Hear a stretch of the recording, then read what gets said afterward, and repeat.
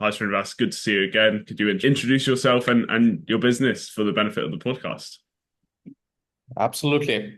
Cormac, okay. I'm the founder and CEO of Prime Estate Global Solutions. We are a Dublin-based company. Now, we are working in the sector sustainability. It's the most commonly heard word right nowadays. But what we did is we are trying to address the problem of education, rather, I'd put it that way.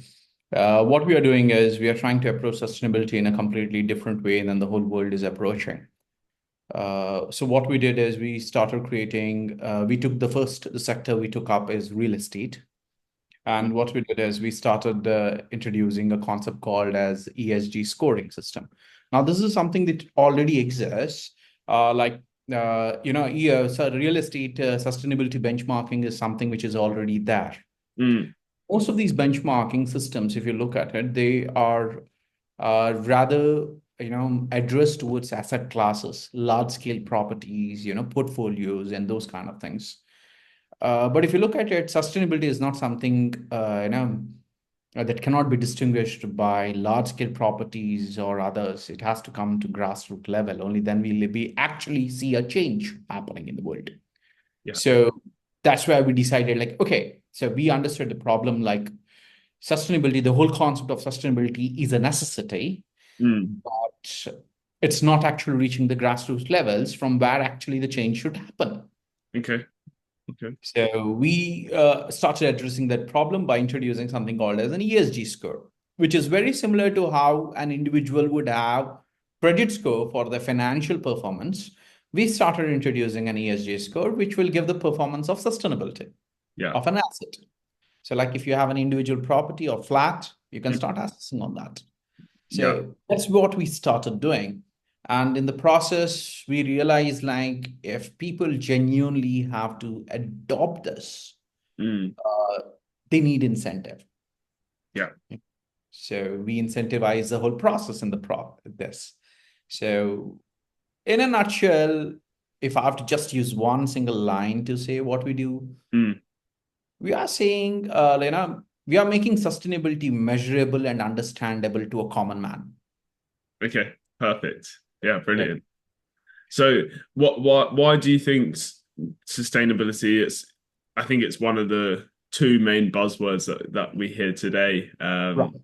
In a lot of business. So, why do you think a lot of businesses are steering clear? Do you think it's because there's too much noise and they don't know where to go with it, they don't know how to start, or do you think it's they don't know where it ends? Actually, it's both. Okay. Okay.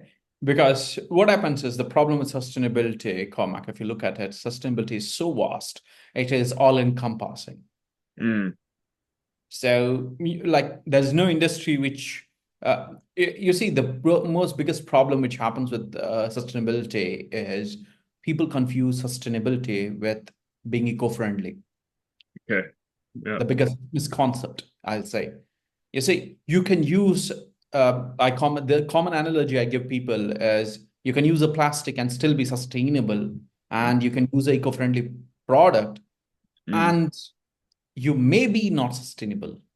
mm, Okay. yeah. Reason is the whole reason why eco-friendly products are considered sustainable is because nature is taking care of it, Mm, right? But what happens when nature is unable to take care of it? yeah. You see, even nature has a threshold. Okay. So that's where the whole problem comes. You see, it's Mm, not about whether the product is whether it is eco-friendly or not, or whether what you're using is whether it is being recycled, or I would rather use the right word, repurposed. yeah. Okay. So you can use a product which is completely what you call, for example, plastic or something, and you can repurpose it to be used in a way, okay, as soon as its value has been used up. Mm, So when that cycle happens, you're actually making a product sustainable. That's how the whole concept of sustainability comes. okay. And the problem with sustainability is it can start at any point of your work. You see, it can start from the inception of your company. It can start somewhere. Maybe you can start working with making your company's what you call employee model sustainable. So Mm. sustainability can be literally implemented at every level. Okay. And if you talk about the end, there is literally no end to it. Yeah, fine. Yeah. Got it. So that's what make, and as like last time when I told you, right? If you're Mm. given an option to run a marathon, Mm. which and you do not know, you wouldn't even dare to touch it, Yeah. right? So that's what happened. So it's sustainability. That's what the problem with sustainability. You see, the most common word associated with sustainability is net zero. Okay. Yeah. And the most, human mind is designed in a way where when you say zero, it means nothing. Mm. So people get confused.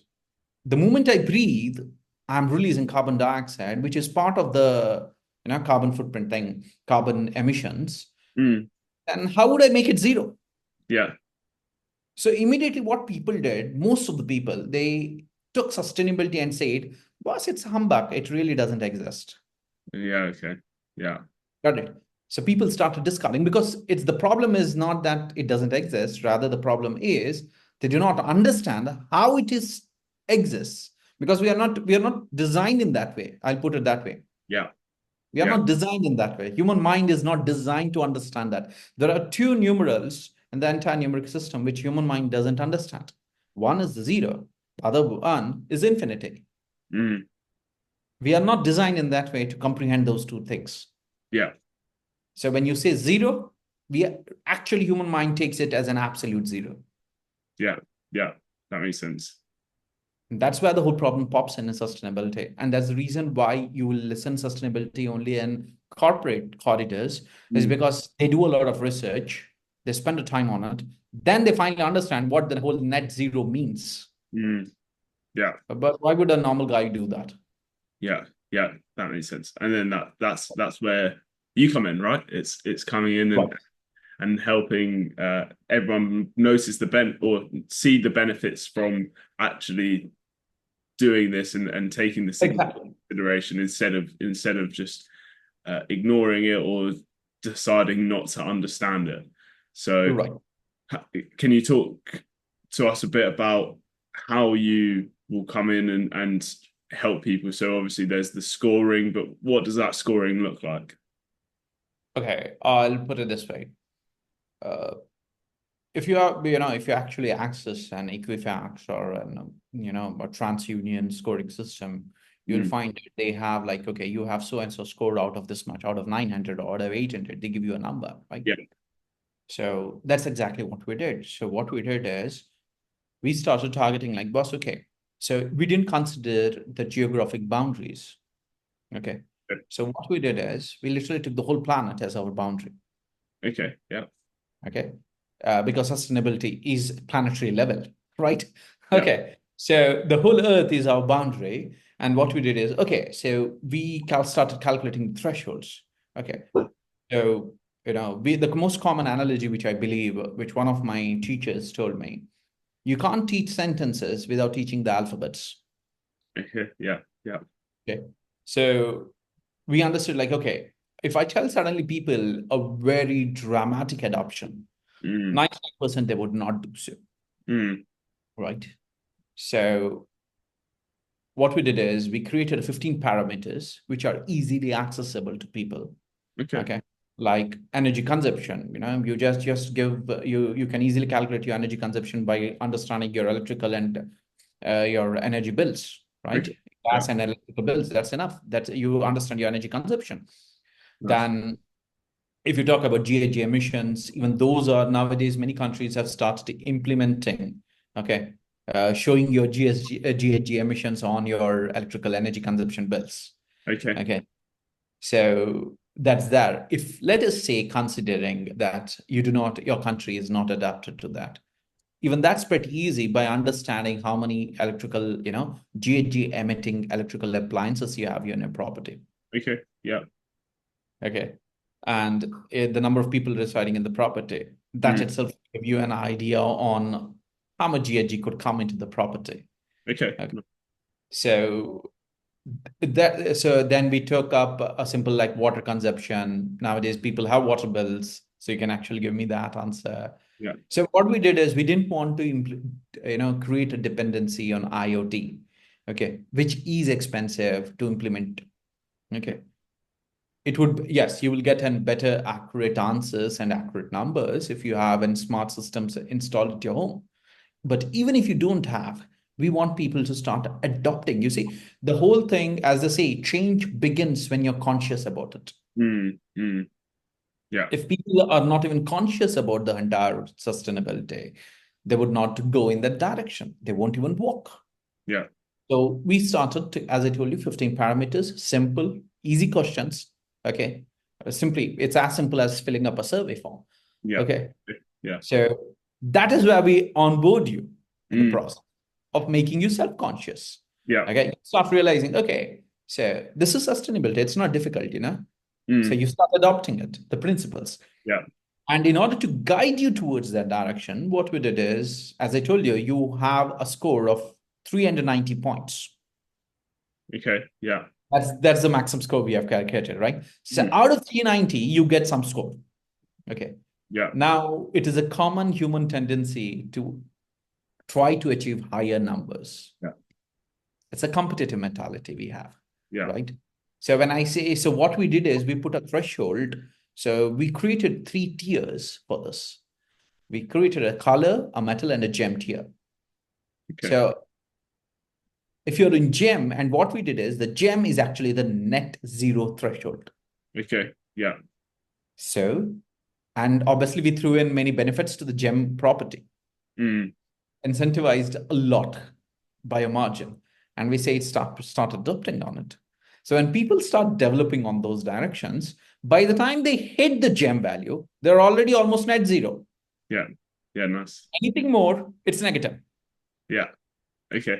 That's how we calculate. So this value, we are going to update this scoring system in the backend every annually, Hmm. okay, so, to see that it matches the real world. Mm, We didn't just develop this entire system standalone. Trust me, it is not developed in isolation. We have referenced seven of the globally recognized frameworks to actually develop this. We yeah. referenced all the major frameworks. Okay, so actually credit goes to them because these frameworks, they did a lot of research already. Okay. The Yeah. problem is no one actually invests that much amount of time to approach it. But these systems are already there, very efficient, far more efficient than this. But we didn't go to that extensive level. The sole purpose why we didn't go for that extensive level is, as I told you, it would become too cumbersome for a common man to actually understand that. Hmm. Imagine you have to fill up a form of nearly questions, nearly some 100 to 150 questions. You Yeah. would give up halfway across. Hmm. So we wanted to make it simple. And along with it, what we did is, in order for people to be more connected to it, uh, I believe have you ever visited an Airbnb or a Zillow, Yeah. right? So you have properties there. Hmm. We just made those properties more ESG friendly. So we show a score around across the property. We show the ESG parameters on the property. Now, Yeah. why we did that is that purpose.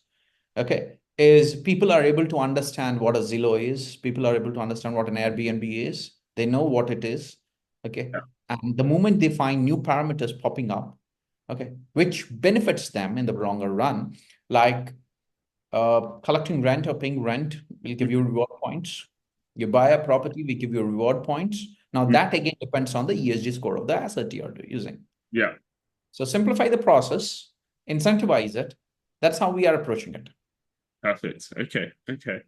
How did you get into this Srinivas? Because this is it's quite a big mission, and it's changing the world by doing this. So how did you get into this? Okay. You see, okay. Uh, I had an company in Chhattisgarh along with my partner, Mr. Srinivas Khan. Mm, So the builder there. Okay. So I joined him there. So it was the first time I introduced him to lead. okay. Okay. So and for him, like the entire state. it was a little, how should I say, it was not at all eco-friendly conscious, okay, at that time. So he said, like, boss, this is something which is very different.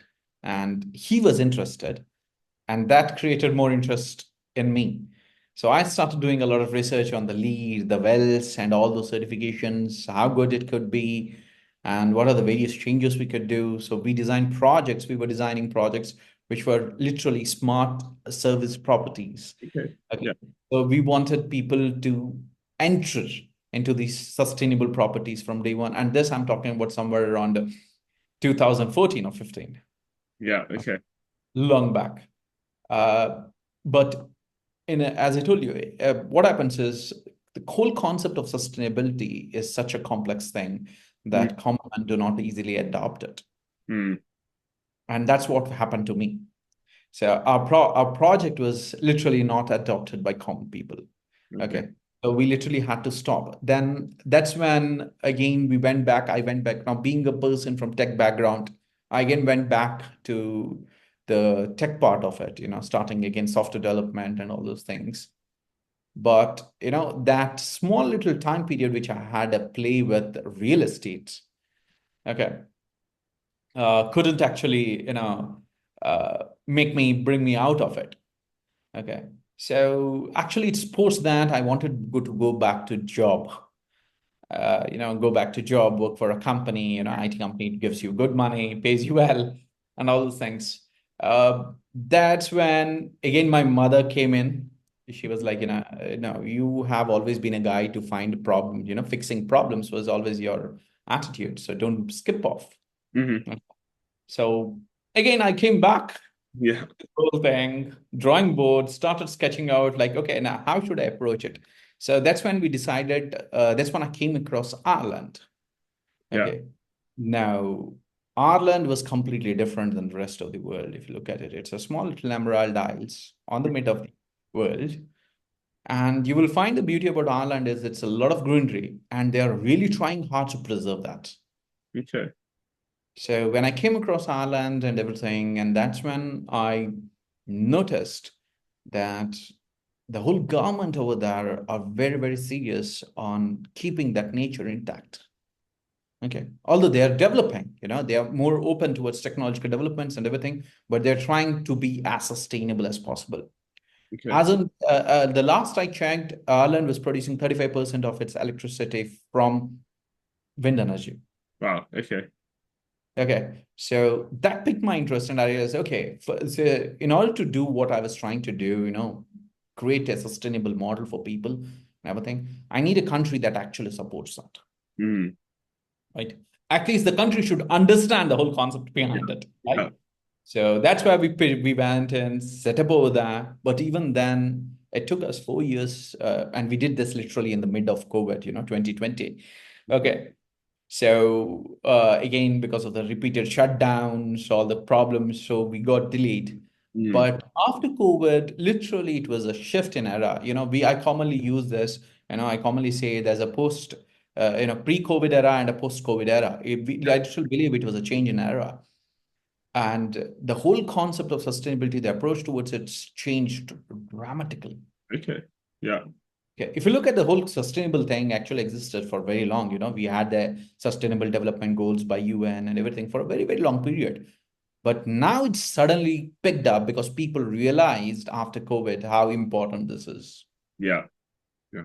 We started to again, sketch out and understand the whole parameters requirements of this update.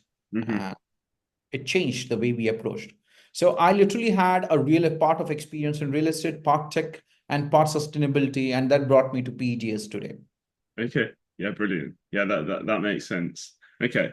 And talk to me a bit about the team size today. How does it look? I know you've got the My Estates part of the business as well. So yeah. We are a very lean team. At least the core team, we are only 4 people as on dates.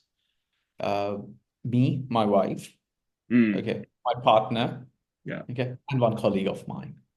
Yeah. Nice. So we didn't keep the core team, we have kept it lean and thin. Yeah, although my wife, I dragged her forcefully into the company. That's a different thing. Okay. But yes, that's the lean team we have. But if you look at the rest of the whole, the work model, what we use is we are currently using purely contractual based jobs. Yeah. Okay. The reason is most of our work, we are trying to automate it as much as possible. Mm, And majority of the work till date, we were actually purely on R&D. really? Okay. Okay. So we were actually trying to understand. You see, as I told you, uh, the problem is we had beautiful poems over here, Mm, and now we had to teach people alphabets. yeah. So that was how our situation is. The whole sustainability framework is already designed. If you look at it, actually in reality, it is there in place. Mm, But the problem is that whole sustainability framework has to be broken down and has to be progressed in phases. But yeah. the first phase should be approachable to a common man. Hmm. So we literally had to break down our entire design into multiple parts and phases, okay, on how to approach it. And in between, we had loggerheads with AI. Okay. Yeah.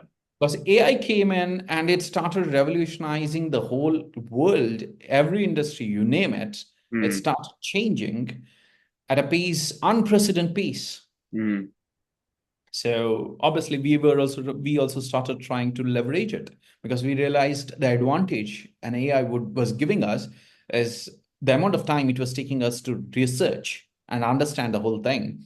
It literally shortened that period most probably by at least 50 to 60%. okay. Yeah. So if AI wouldn't have come, most probably even now we would be in the R&D phase of understanding it. Yeah. Okay.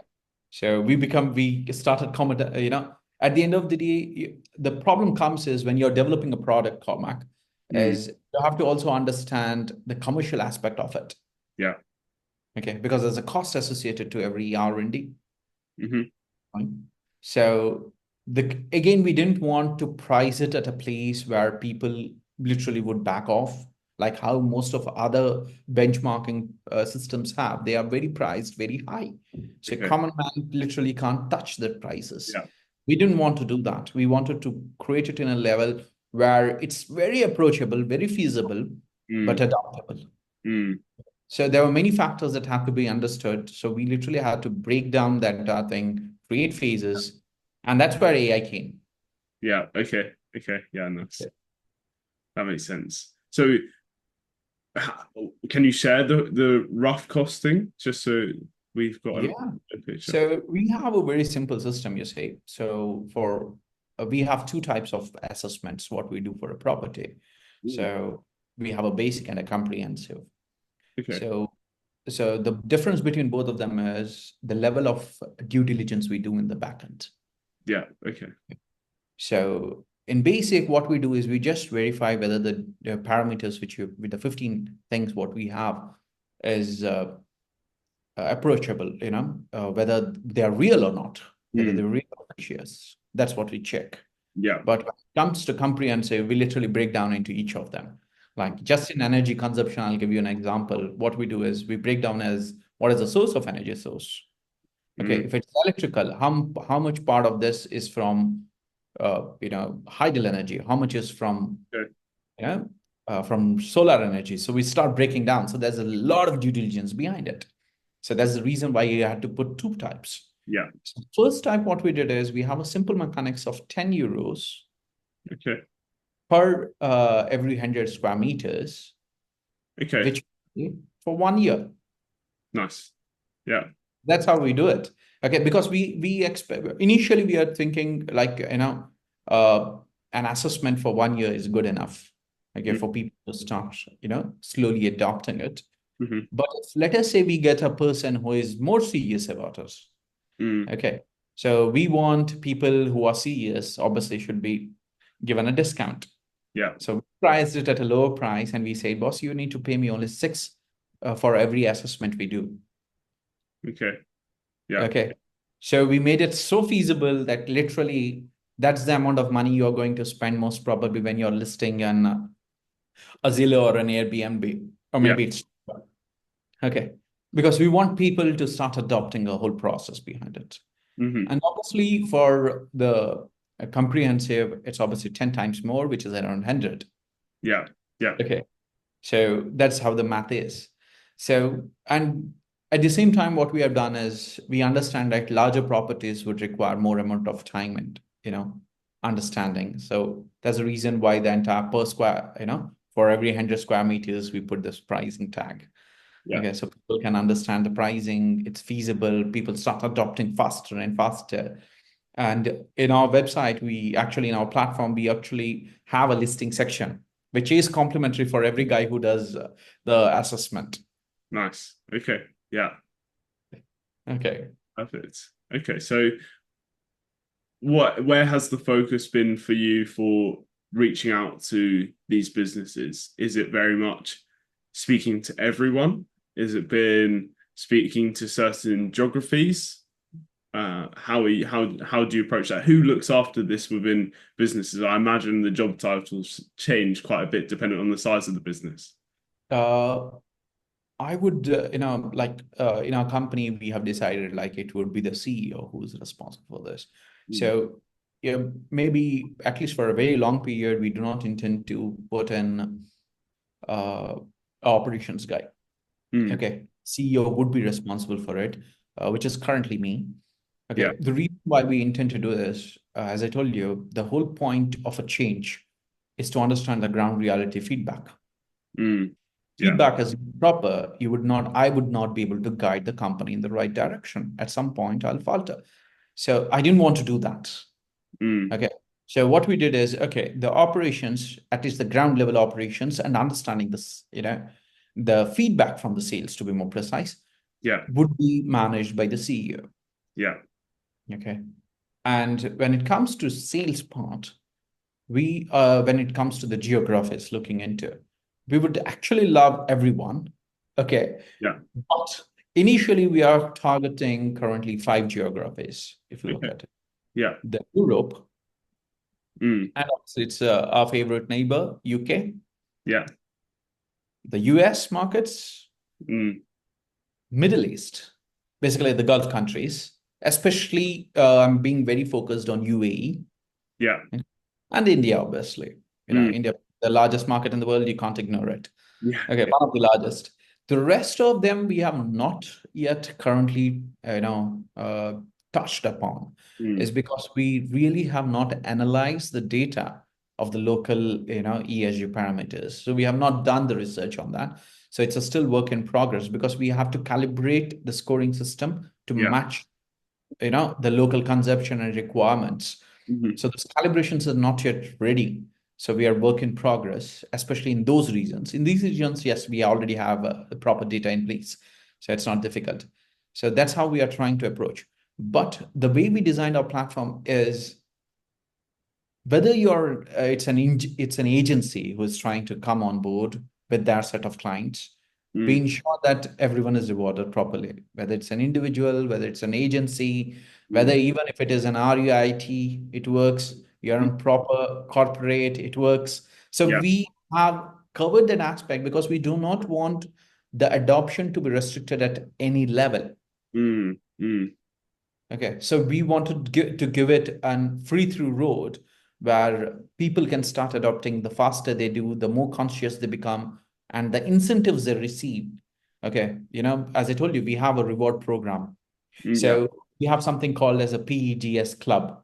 okay, yeah, Okay, so in this club, what we did is that's where the whole rewarding system comes in play. yeah, okay, So the reason why we did it is so that individuals can actually avail the yeah, benefits of it. yeah. Like, so that's the current structure of sales we are trying to approach. Mm, yeah, that makes sense. Okay. Talk to me a bit about the rewards. What sort of rewards will they see? What are the plans for getting more rewards in there in the future as well, I imagine. Right. Obviously. So even in rewards, we split the entire club membership into 3 tiers: color, metal, and gem. Now I love this. Okay. Okay. So the 3 tiers, what we have is the color, metal, and gem. And what I did is the rewards are based on two categories. Okay. First is the membership itself. The second Mm, is properties, ESG tier. yeah. So, we didn't want our members to be completely distorted. Mm, Okay, that was everything is on the property. So no, we gave them an option like, we'll help you earn points, okay, on your membership, but along with it, equivalent amount, if you want higher, you need to get better score on the ESG property. Yeah. So what we did is each of these, there's a conversion ratio of these points, what Mm, we import. And we literally reward these points on the basis of the transaction they do on my platform, any transaction. okay. Yeah. You collect rent, I'll reward you. You pay rent, I'll reward you. Yeah. You take a service from my partner network, I will reward you. Yeah. Nice. You understand. So any transaction that happens through my what you call uh, partner network or within my platform through the PEGS, we want to any financial transaction should be it will be rewarded. Yeah. Literally, you hire a plumber from my network, I'll actually reward you for that. Yeah. Okay, so that's how we intend to we intend to incentivize it at that level, Yeah. and these points can be used maybe to partially pay rent, maybe down payment towards a property, Nice. okay, or maybe towards a part of a service, okay, Mm, get discounts from the partner network, mm, okay. Now, our partner networks are not just restricted to real estate, let me put it that way, okay. okay, because our community can be ranging from a simple job taker or even an unemployed person living in a social housing, Mm, okay, to all the way across a business tycoon. yeah. Anyone can be in my community, Yeah. right? So we intend to provide services to all of these. Mm, So we are literally not restricting ourselves to the partners. We say like, okay, but there's one criteria which we are very, very, keen on when getting a partner is we want the partner to be a sustainable conscious company. yeah. So we do not want products or services which are not sustainable conscious, at least. At least means our way of approach is, boss, we don't know whether you're sustainable or not. At least try to be one. Mm, yeah. So that's how we are approaching it. Yeah. Yeah. Definitely. Okay. No, I like it. I like it. So yeah, people that aren't aware of sustainability or haven't started their sustainability journey, they could very much use one of your reporting, whether that's the base, the more basic level or the full package, get their score, see Right. where the score is keeping them back, start Right. using the platform to maybe hire people to help them get their scoring better, whether it's to do with Right. their electricity or anything like that. And then they can move their way up the ranks, which and then in hand they earn more points. Um, be at a higher rank, so they're going to enjoy the process and have the drive to do better, be at the top of the competition, and then by the time that they're at that point, they would have reached net zero as well. Yes. Perfect. No, it sounds great. So that's how we approach it. You see, what happens is if I tell people suddenly, like, yeah, actually, the whole thing actually came to because of my partner. He's a person from Italy. Okay. Okay, he's from Italy. So he told me a case where he said, like, boss, Italian government was very serious when it comes to sustainability. They introduced a program where they gave grants to people to implement solar panels, Mm, okay. but there was certain cost associated to that. Okay. Crazy part is, consider it almost like 90% was covered by the government. Really. Okay.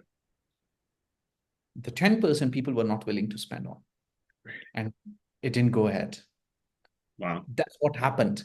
Now, he gave me this and he said, Srinivas, what you're trying to do, understand.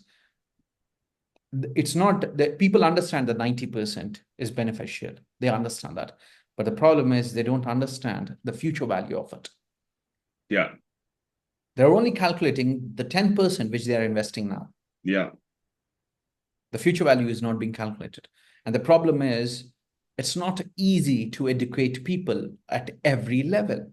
No. So system we had to create it in a way where it was being absorbed at a simpler, way where the future benefits are realized today, Yeah. at least visibly. Yeah. Yeah. Definitely. So Definitely. that's how we approached it. Yeah, perfect. No, it sounds great. Yeah, I can see the trajectory that this will be on. So now R&D's done, it's very much a time to go to market and scale this up. Is that the current stage? Is that what if we're speaking again in 12 months' time, you'd say that would be a successful year as you've gone to market? Yes, we are currently going to the market. Yeah. Okay. So we are hitting the markets now because we know, like, okay, yes, we can give people the right direction now because you see, we have to give them the right insights. As you said, when they start using the entire system, they should understand where they have to improve. I have to be giving them that answer. Okay. Otherwise, it would just become one more system. That's it. So Yeah. we didn't want to be one more system. We wanted to be the system. Mm, Okay. So we have an actually a tagline for the My Estates platform. We call it the dashboard to sustainability. nice. Okay. So we believe that that's where you start measuring, you start analyzing how to grow, how to move ahead. And now we are intending to go to the hit of the market and try to tell people like, boss, do what you're already doing. Mm, Okay. You're listing your properties for somewhere to buy or sell, list it with us. mm, Okay. You obviously are paying them rather than pay me. mm, Okay. Because for advertisement, you already spend money. So mm, why not spend with me? Okay. But what I would do is I'd make it a more sustainable conscious. mm, Okay. And the people there now, if you look at it, there's a slowly a community, a large part of the community of the world are slowly starting realizing the sustainability importance. So mm. there's a lot of buyers who actually investors who are investing only in sustainable properties. Yeah. There are a lot of individual tenants and owners who prefer a sustainable property over non-sustainable. So what happens is you are able to now cater that market because of us. Yeah. And you need not spend what you call a footer and a hand for that. Yeah. Yeah. Not expensive. So we intend to keep it cheaper, approachable, and do what you're already doing. And I'll guide you towards the direction. Mm, So we are approaching in that way. And we are actually looking for collaborations for that. mm. Lot of collaborations across the world, so that people can, because it's not feasible for me to go and start talking to each individual, right? That's not at all feasible. But it would be far feasible for me to talk to partners who can Mm. actually bring in people on board. Yeah. Okay. So there are a few things, where I believe a lot of synergy can form. Like, for example, with your company, right? Mm. Okay. Nurturance. So you people, like how we had a last talk, like how you people can actually, train the whole progression and everything. So that's what I thought, like, okay, so there are people in the ground level who just need to understand what I'm doing. And if they find value in it, the most important is value. Yeah. Okay. So if there is a value in it, they understand the value, then I need not spend, I can focus on developing the entire model of Mm. sustainable, and my partners are going to ensure that it actually reaches where it should reach. Yeah. Yeah. Now, overnight, I can't go across the halfway across the world into South Africa and try to set up this entire thing. People would not even understand. But if I find a good partner to actually access that market, Mm. I literally have to train the partner. That's it. Yeah. Yeah. And Okay. yeah, exactly. And they're even if they're going out to the market, like for us and building out like what we do is building out the sales funnels and building out systems. You leverage that alongside creating some outbound systems to then even create the partners. Then you're getting twofold the amount of people that you could have been speaking to about the partnerships, and then they're out there selling it. So yeah, it can multiply quite quickly. So Exactly. yeah, definitely. So for us, we have two major sections in our entire business model, go-to-market strategy. The first major section is actually partner network. Mm, You see, partner network has become a very crucial part for our entire business model, is because the entire club membership, the incentive model, literally depends on them. yeah. Okay. And the second part is obviously the sales part. Mm, Okay, which is going to the market. So you see, for me, the partner network is not just about them bringing me sales. It's far more than that. They able to provide value to my customers, to my yeah. clients, to my community. Okay, and here we are talking about real estate. Come on, the largest market in the world. Yeah. Okay, Or to be more precise, I commonly use the dominating market, the only market. Okay, real estate, right? Yeah. So that's the community we intend to cater. And as I told you, I can have a guy at social housing guy Mm, sitting in the community to a business tycoon. mm, Okay, in the same, within the same group or circle, and each of them would have a different level of requirements. yeah. A social guy would be looking for a simple job, Yeah. and a business, tycoon would be most probably looking for an asset manager. Yeah. So my partner network should be able to cater such wide spectrum. Mm, Okay, for them to actually able to leverage this entire system. yeah. So we have been, looking out for partners, understand, them to understand that they're going to be part of something far bigger than what it is. Mm, We are just trying to build a future. At least we should be able to say to the next generation, boss, we tried hard, mm, really hard to fix things. yeah. And if we succeed, voila, that's good. We Yeah. get it. Yeah. Okay. But I strongly believe, sustainability is not limited to planet Earth. You see, we are at the precipice of space age. Mm, If you look at it, thanks to SpaceX and all the programs which are coming up across the world, they are trying to create an environment where space travel would be as simple as flying across a normal aviation industry. It would be just that simple. That's how it is going to be. Today we get a sea view hotel, and most probably down the lane 5 6 years you'll be getting a sun view restaurant. yeah. Okay, Yeah. that's how I'm seeing it. Okay, and sustainability would be in practice even then. Hmm. Not that just planet Earth requires sustainability. Sustainability is actually, as I told, sustainability is not equivalent to eco-friendly. Eco-friendly is a way of approaching it. Hmm. Sustainability is actually using your resources wisely. Yeah. Okay. So even when you're in space, or maybe we expand to other planets where we'll have Earth 2.0, 3.0, 4.0, it doesn't matter. So we'll have, when we go to even that extent in the future, the whole concept of sustainability would be a requirement. We Yeah. cannot, I'll rather put it this way, no race in this universe has the capacity to not to be frugal with their resources.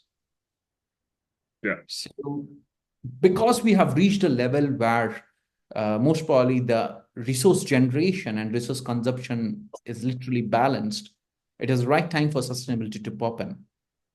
Yeah. And people should understand and make it a lifestyle Hmm. rather than mechanics of doing it, rather than imposing it on them. I would rather create a system where people start adopting it and feel like, okay, this is the way to do it.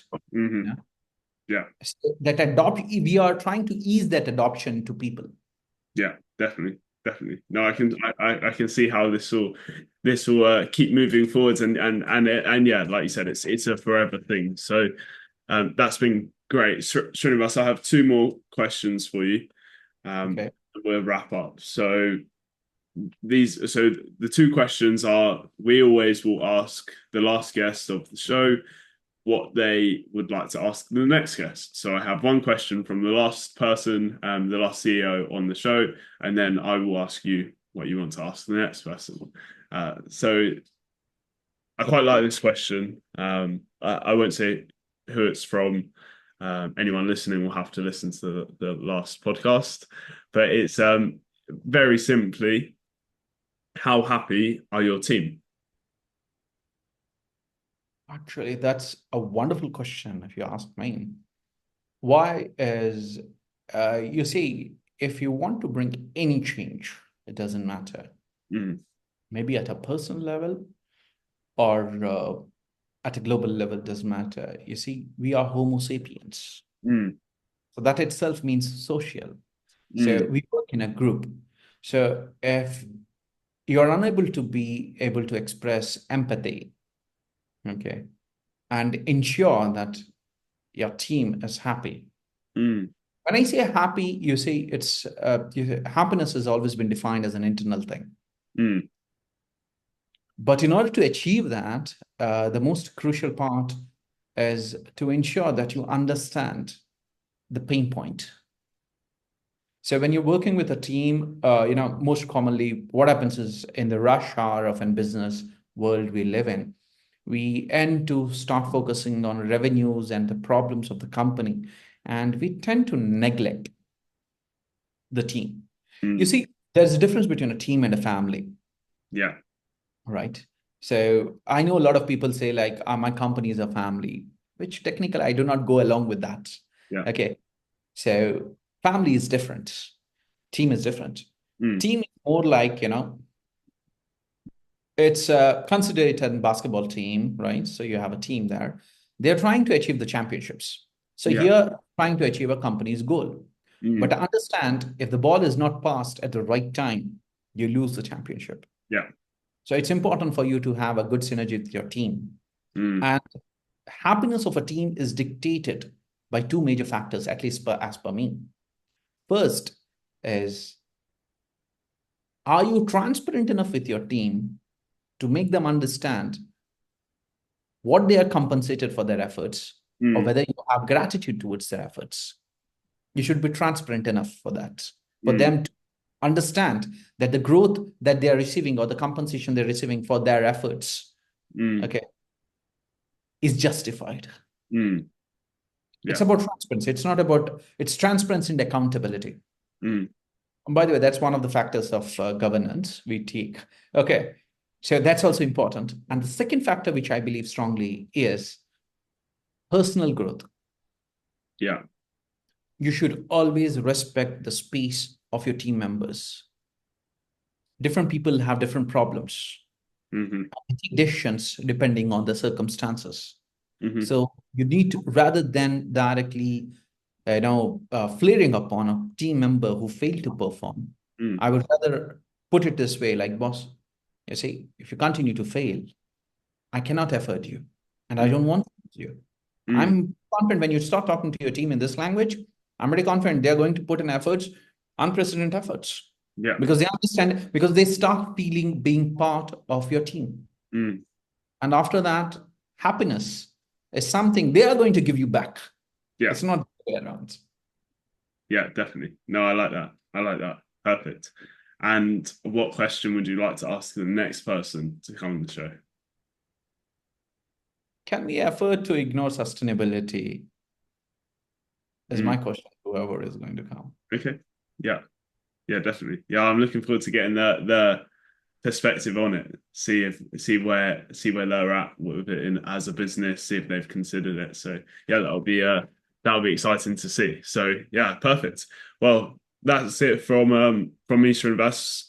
Where should people find you? What should people look up if they want to see any of your stuff? I'll link it in the description as well. But um, Right. We have our company's website, which is pegs.world, and we have a platform called myestates.com, which is actually the main platform which we are. If not, frankly speaking, they can just hit a CEO at pegs.world. I'll respond, no problem with that.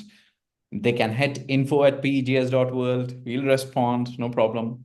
We are there on LinkedIn. I have my profile on LinkedIn. You can approach it. But we do not have many social handles as of now because we wanted the sales team to handle that. yeah, Okay. So, but yes, we are very open company. We are very highly approachable. Most of our details are available on the internet. A simple search would be available. Okay. And all of our team are very proactive when it comes to coming and talking to responses to people. If they're curious enough, we can schedule calls with them. No problem with that. perfect. Brilliant. I'll wrap up here. Yes. Thank you, Cormac. Thank you.